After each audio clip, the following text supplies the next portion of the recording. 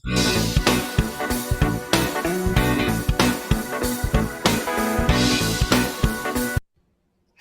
good day. Hello students, welcome back to my YouTube channel. So don't forget to subscribe my TikTok page. Thank you so much.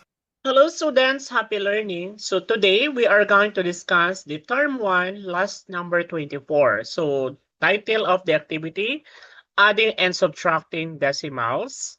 Learning target, align the decimal points correctly when adding or subtracting decimals. This is our reference lesson exemplar for Mathematics 7, Lesson 8, Week 8. So let's start. So for the concept development, ito po yung tatandaan natin, adding and subtracting decimals are important skills used in daily life. Ginagamit natin sa pang-araw-araw, such as checking prices, calculating expenses, and managing money. So let us recall the steps in adding and subtracting decimals. So example 1. So Berta went to the grocery store. She bought a notebook worth 45.75. Yun yung halaga ng bawat notebook, no?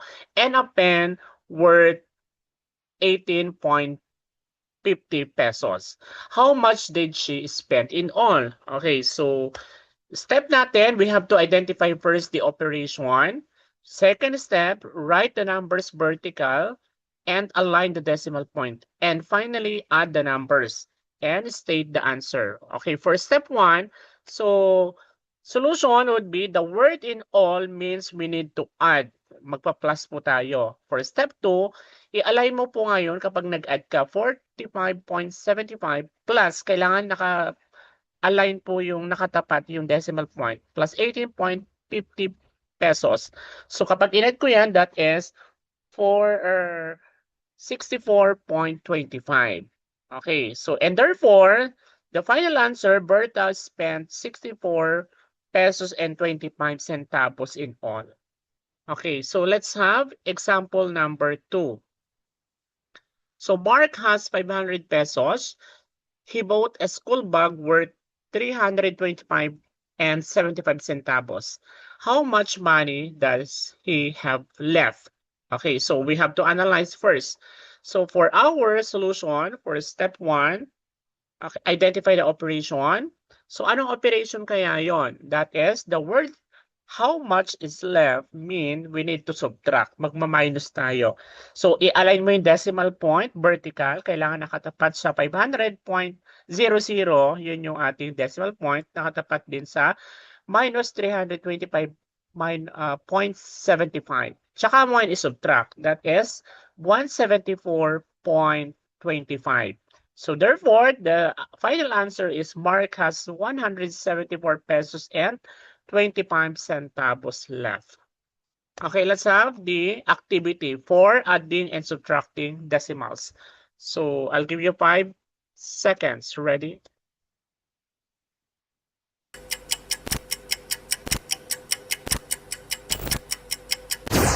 Okay, let's check your answer for number 1.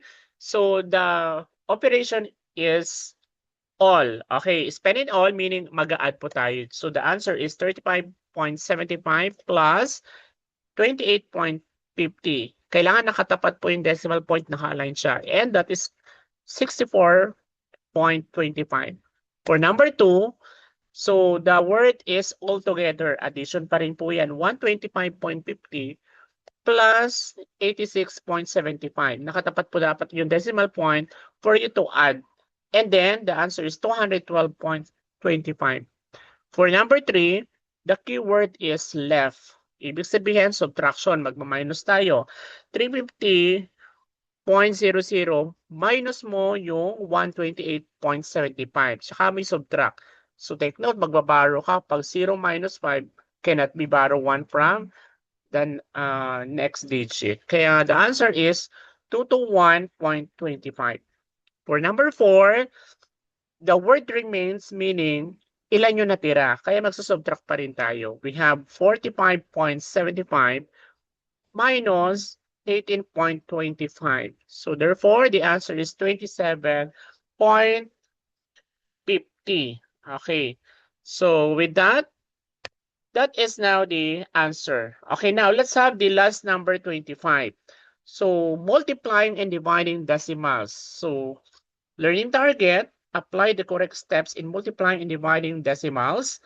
For references, lesson exemplar pa rin. For Mathematics 7, Lesson 8, Week 8. So let's have the concept development. In multiplying and dividing decimals are important skills used in real-life situations such as calculating prices, measuring quantities, and solving problems involving money. So ngayon, let's recall the steps in multiplying and dividing decimals. So, example 1, a grocery store sells apples for 45 pesos and 50 centavos per kilogram. If Marla buys 2.5 kilograms, how much will she pay? Magkano kayang babayaran niya kapag bumili siya ng 2.5 kilogram na nagkakahalaga bawat kilo ng 45 pesos and 50 centavos. So our solution, we have to identify first the operation. Second, multiply the numbers as whole. Step 3, count the decimal places and place the decimal point. Step 4, state the answer. So since the given word is total cost, meaning ibig sabihin magmumultiply po tayo. Okay, then step 2, i-multiply natin yung 45.50 times 2.5. Yan yung expression natin. Tsaka mo ngayon bilangin. I-ignore mo muna. Ignore the decimal points first. Kaya nga, 4550 times 25, that is the 113750. Tsaka mo bilangin ngayon yung step 3, yung kanyang decimal places, and place the decimal point. So 45.50 has 2 decimal places and 2.5 has 1 decimal places. All in all, meron tayong total decimal is 3 places. So the answer is 113.750. So Marla will pay 113 pesos in all. Okay, let's have the example number 2. A water container holds 18.75 liters of water. The water is poured equally into 3 containers. How many liters will each container have? Ibig sabihin, pag sinalin mo yung yung water doon sa tatlo, ilan kaya ang meron? Ilang liters bawat container? Okay, for our solution, you're going to identify first the operation, followed by write the division for expression, divide the numbers, and what is the answer. So the word equally means we need to divide. Then, 18.75 divided by 3, yan yung expression. Tsaka mo ngayon, i-divide yung numbers. So remember the long division. 18.75 divided by 3. Yun yung ibig sabihin ng expression.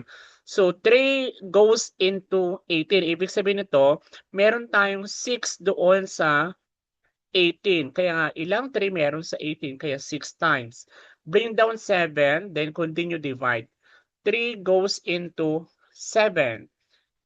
Ibig sabihin, and into 15. 5 times. Saka mo ngayon makikita yung matitira doon.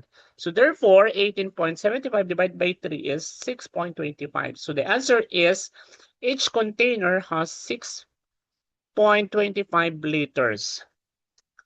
Okay, let's have the example number 3. A ribbon measures 4.5 meters and is cut into pieces of 1.5 meters each.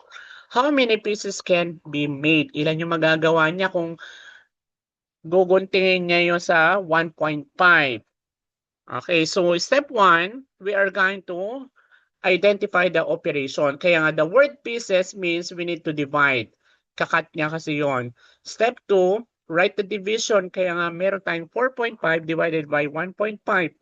Step 3, move the decimal point 1 place to the right in both numbers. Parehas siya. Kaya pag minove ko, yung 4.5 magiging 45. Gawin natin whole number. Yung 1.5 magiging 15. So, step 4, divide the numbers. Yung 45 divided by 15, ibig sabihin ilang 15 meron sa 45. Kaya 15 goes into 45 3 times. Tsaka natin makikita yung sagot. 45 divided by 15 is 3. So therefore, the answer is The ribbon can be cut into 3 pieces. Okay, now you're going to answer the multiplying and dividing decimals. Ready?